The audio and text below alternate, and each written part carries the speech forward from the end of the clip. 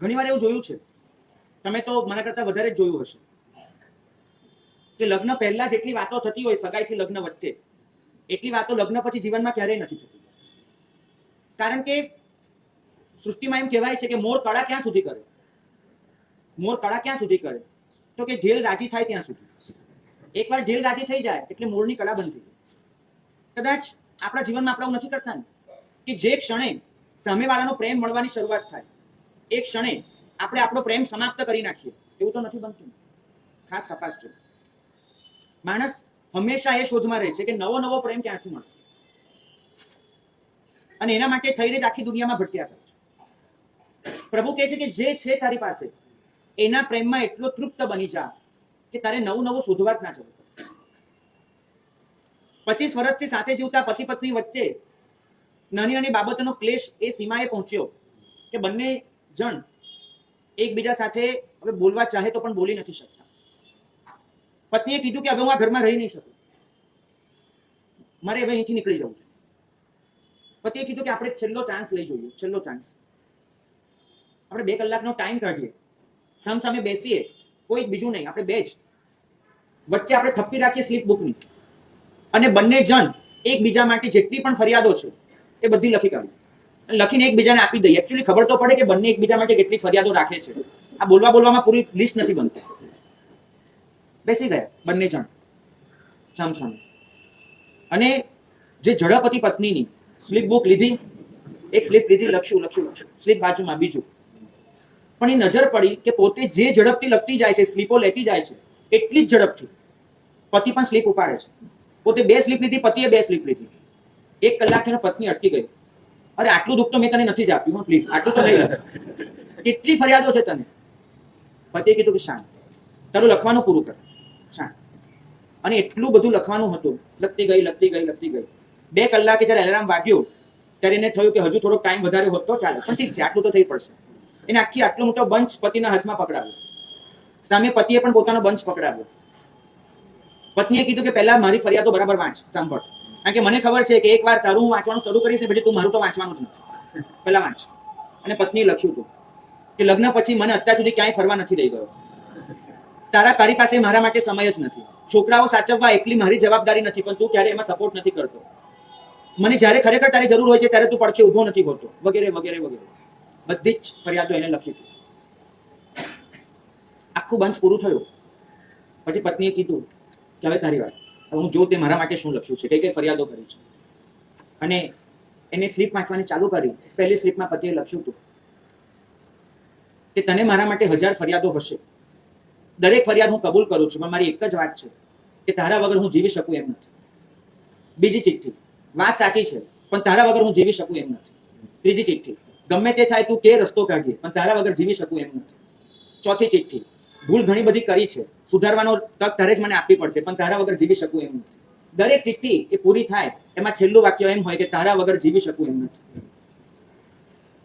મને લાગે છે કે જો આટલું પણ આપણામાં આવી જાય ને, આપણો સંબંધ બચી જશે, સંબંધનો આનંદ બચી જશે, અને કદાચ આપણે અંદરથી એટલા ખુશાલ રહીશું કે આ શાસન જે આપણને જે પ્રસન્નતા આપવા માંગે છે એ પ્રસન્નતા જીવનમાં બચી જશે. મગજ સતત એક જ વાત પૂછે છે કે પ્રેમ કરાય. હૃદય એટલું પૂછે છે કે પ્રેમ કર્યા વગર રહેવાય. હૃદય એમ પૂછે છે. મગજ પૂછશે કે પ્રેમ કરાય, એના લાભ નુકસાન, પ્લસ પોઈન્ટ માઇનસ પોઈન્ટ બધું ગણવા બેસશે. હૃદય એટલું કહેશે કે પ્રેમ કર્યા વગર રહેવાય. તમારે કોનું સાંભળવું છે, મગજનું કે હૃદયનું? નક્કી તમારે કરવું. કોઈનો પ્રેમ પામવો એ તમારા કંટ્રોલની વસ્તુ નથી. પ્રેમની અભિવ્યક્તિ જ્યારે જ્યારે થઈ છે ત્યારે એમ જ કહેવાયું છે કે આઈ લવ યુ, હું તને પ્રેમ કરું છું. પૂછાતું નથી તું મને કરે છે કે નહીં. માણસ હંમેશા એમ જ કહેતો હોય છે કે હું તને ચાહું છું. અને એનો અર્થ એટલો જ થાય છે, કોઈકને ચાહવા કે ન ચાહવા એ તમારા કંટ્રોલમાં છે. કોઈ તમને ચાહે કે ન ચાહે એ તમારા કંટ્રોલમાં નથી. તો આપણે આપણા કંટ્રોલમાં જે છે એના પર વર્ક કરીએ. માણસ જેવું છે એ રૂપમાં એનો સ્વીકાર, આપણે એમ શીખવાડીએ. આપણને તકલીફ ક્યારે થાય છે કે જ્યારે સામેવાળાને આપણે આપણા જેવો બનાવવા માંગીએ છીએ. આપણે એક ફ્રેમ બનાવી દઈએ છીએ કે માણસ તો આવું જ હોવું જોઈએ, અને પછી સામેવાળી વ્યક્તિ એને કાપકૂપ કરીને ફ્રેમમાં સેટ કરવાનો પ્રયત્ન કરીએ છીએ.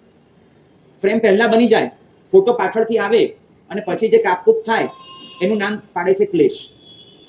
ક્લેશ એનો મતલબ જ થાય છે કે તમારી અપેક્ષાઓ બહુ વધી ગઈ છે. સામેવાળાની શક્તિ કરતા, ક્ષમતા કરતા તમારી અપેક્ષાઓ વધી ગઈ છે. અને આ પ્રભુ એને સમવસ્ત્રણમાં ક્યારેય કોઈને જાકારો નથી આપતો, ક્યારેય નહીં. અહીંયા હમણાં તમારા બધાની વચ્ચે કોઈ કસાઈ આવીને વ્યાખ્યાનમાં બેસશે તો તમે એને આવી રીતે બેસવા દેશો?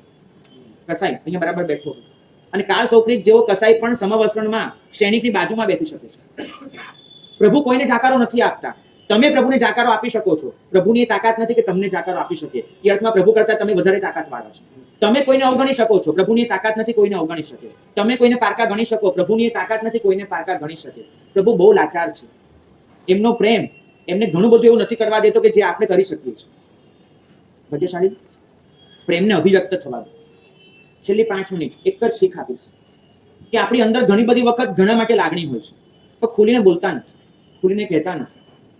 પ્રાર્થના સભામાં જે બધું બોલાતું હોય છે એ બધું જીવતે જીવ બોલાઈ ગયું હોત ને પેલો માણસ કદાચ 5 વર્ષ વધારે જીવી ગયો હોત આટલું સાંભળીને.